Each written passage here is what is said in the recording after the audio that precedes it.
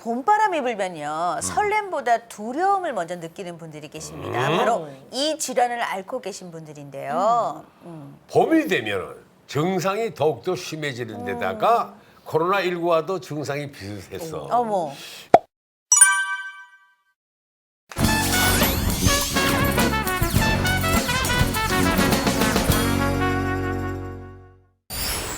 TV 왕실 오늘의 주제 숨막히는 고통 비염.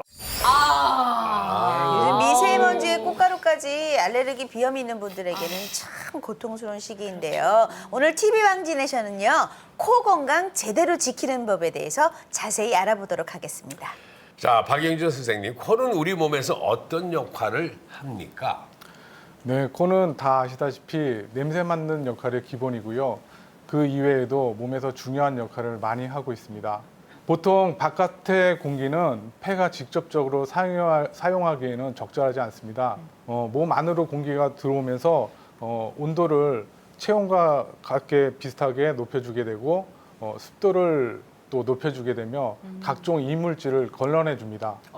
쉽게 말해서 코는 인체에 에어컨, 가습기, 공기청정기의 역할을 한다고 보시면 됩니다.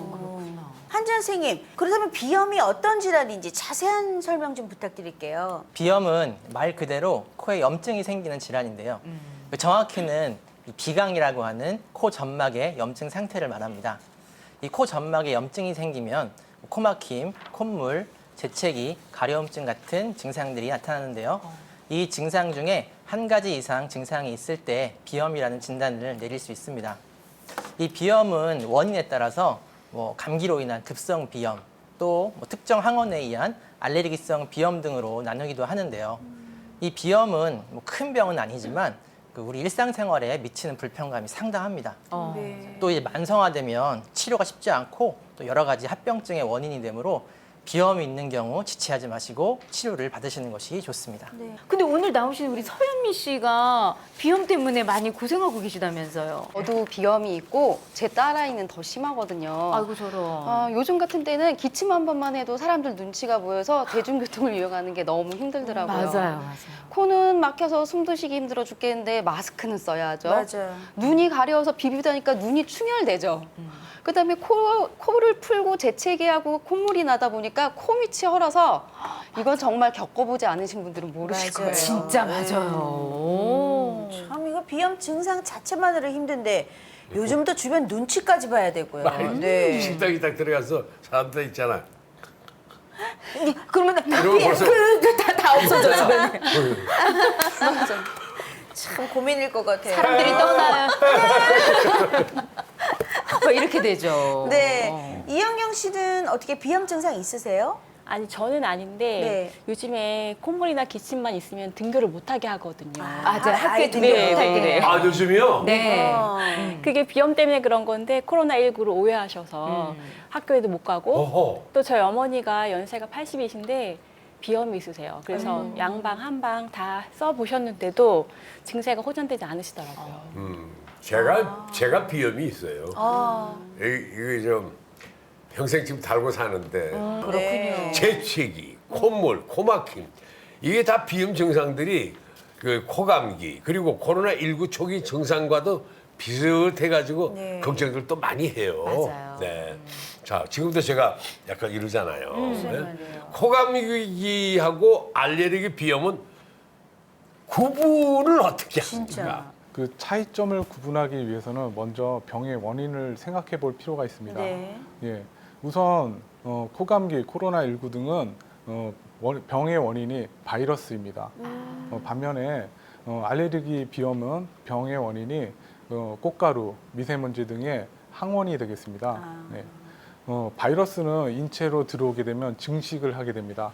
증식을 하기 때문에 그 증상이 다양하고 변화가 있습니다.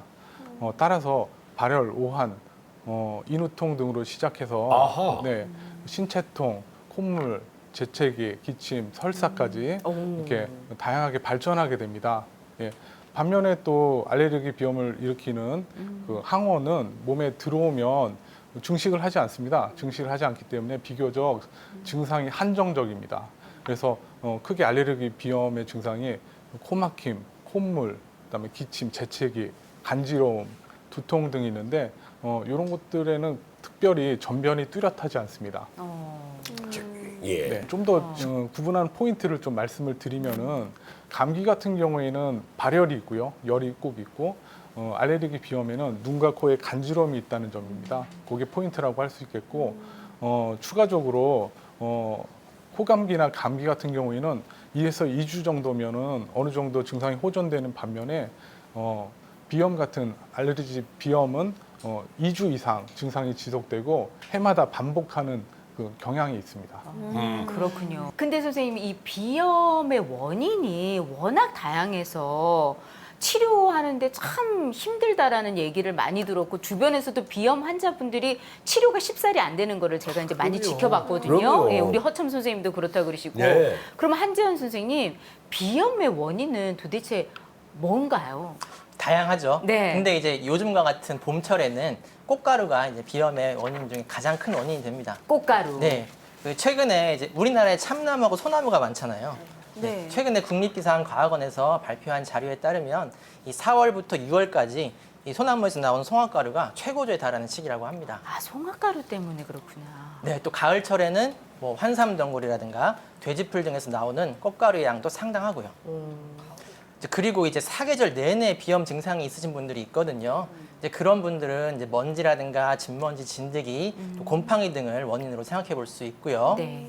또 이제 애완동물 키우시는 분들, 애완동물의 피부에서 나오는 각질, 눈에 보이지 않거든요. 그리고 직업적으로 뭐 나쁜 냄새라든가 이제 화학 물질에 노출이 되시는 경우, 또 뭐 이제 그 밖에 이제 뭐 식습관이라든가 뭐 약물, 뭐 음주, 뭐 스트레스, 또 이제 체력이 약해서 이제 면역력이 쉽게 떨어지시는 분들도 이게 다 모두 이제 비염의 원인이 될 수 있습니다. 그렇군요. 아, 그럼 그것도 면역력이네요. 결국에는 면역력이 더 좋아야 되네요. 네. 와, 보통 질병에는 유전적인 요인이 많이 작용하지 않습니까? 네.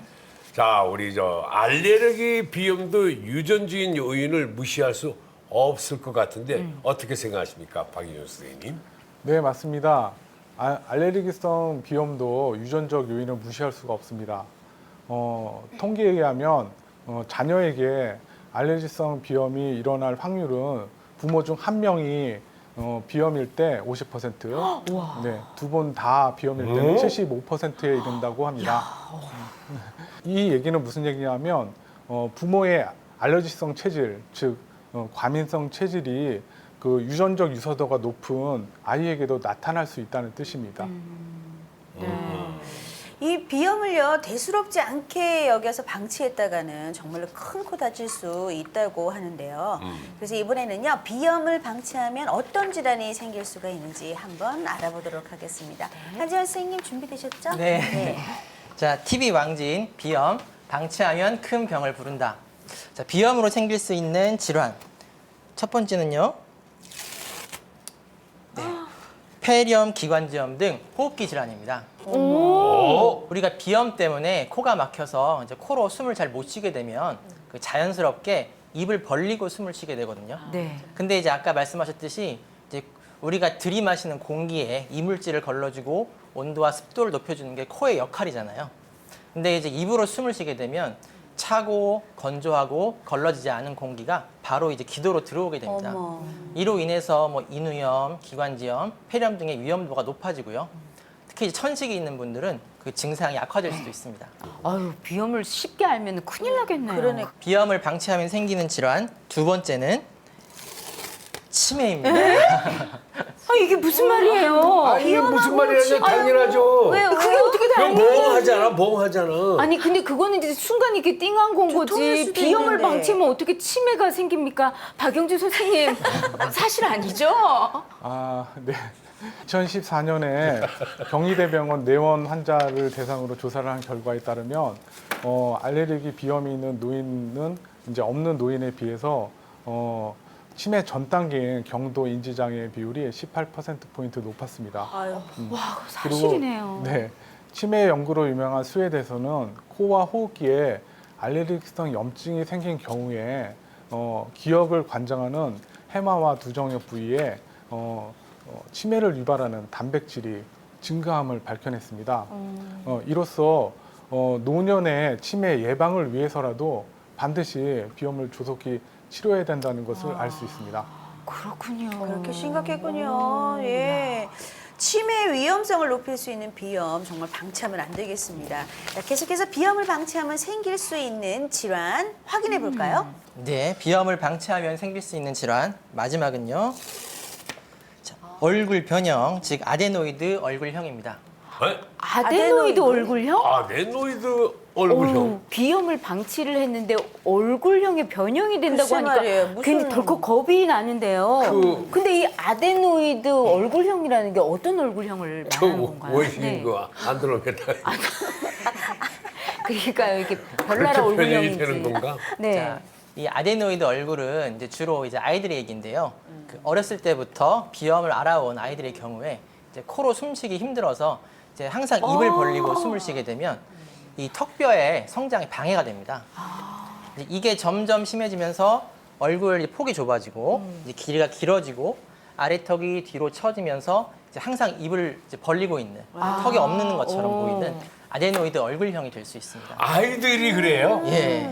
네, 이 아데노이드 얼굴형이 되게 된 상태에서는 이 자연스럽게 자세가 이제 어깨가 이제 움츠러들고 목을 앞으로 내민 자세를 취하게 되는데요. 이제 이런 자세가 성장에도 방해가 되고 또 만성 두통의 원인이 될 수도 있습니다. 아니 그 참 아이들이 비염으로 인해서 야 그 정도다 얼굴형이 변형이 된다. 네. 야 비염을 방치하면 생길 수 있는 질환 또 있습니까? 비염에서 축농증으로 또 발전할 수 있고요. 그 코 안에 물혹이 생길 수 있습니다. 물혹. 네. 그리고 이제 냄새를 못 맡을 수가 있겠고 또 중염까지 생길 수가 있습니다. 예, 그래서 알레르기 환자는 일반인에 비해서 코 안에 물혹이 생길 확률이 3배, 그다음에 냄새를 못 맡을 확률이 5배, 그다음에 축농증이 생길 확률은 무려 14배까지 올라간다고 합니다. 예. 또한 소아의 경우에는 성장 부진을 비롯해서 학습 능력 저하, 주의력 결핍 같은 부작용이 발생한다고 할 수 있습니다. 그러니 빨리 치료해 줘야겠죠. 우리 집사람이 지금 이게 축농증이 아주 심한데요. 근데 이게 하루아침에 오는 겁니까? 그렇지 않으면 오랫동안 방치해서 오는 결과입니까? 지금 굉장히 심할 정도거든요.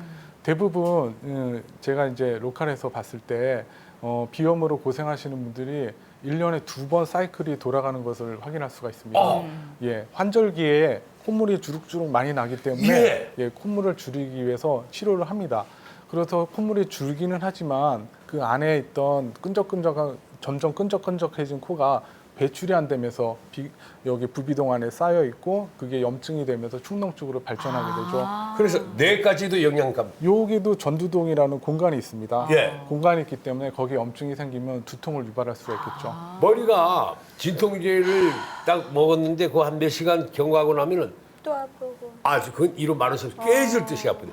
그래서 지금 병원에 처방을 받고 있는데, 야 심하네. 아, 이거 진짜로 이거는 빨리빨리 치료를 해야 되는 네. 병이네요. 우습게 내버려 둔 거야. 그러네요. 병을 키운 거야.